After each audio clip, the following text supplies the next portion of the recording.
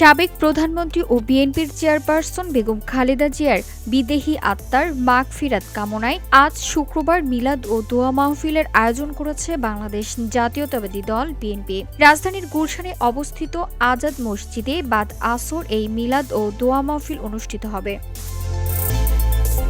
বৃহস্পতিবার বিএনপির পক্ষ থেকে পাঠানো এক সংবাদ বিজ্ঞপ্তিতে এই তথ্য জানানো হয়। এতে বলা হয়, শুধু ঢাকাতেই নয়, দেশের বিভিন্ন জেলা ও মহানগরে দলীয় উদ্যোগে সুবিধাজনক সময়ে মিলাদ ও দোয়া মাহফিল আয়োজনের নির্দেশনা দেওয়া হয়েছে।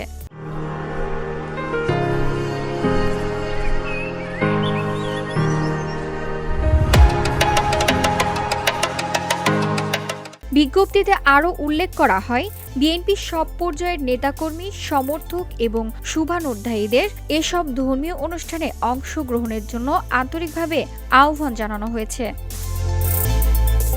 এদিকে ধর্ম বিষয়ক মন্ত্রণালয়ের অধীনস্থ ইসলামিক ফাউন্ডেশনেও শুক্রবার দেশের সব মসজিদে বেগম খালেদা জিয়ার রুহের মাগফিরাত কামনায় বিশেষ দোয়ার আয়োজনের আহ্বান জানিয়েছে। ফলে আজ সারা দেশের মসজিদগুলোতে বিশেষ মোনাজাত অনুষ্ঠিত হওয়ার কথা রয়েছে। দলীয় সূত্র জানায়, এসব দোয়া মাহফিলের মাধ্যমে প্রয়াত নেত্রীর আত্মার শান্তি কামনার পাশাপাশি দেশ ও জাতির কল্যাণেও প্রার্থনা করা হবে। VOD Bangla news desk.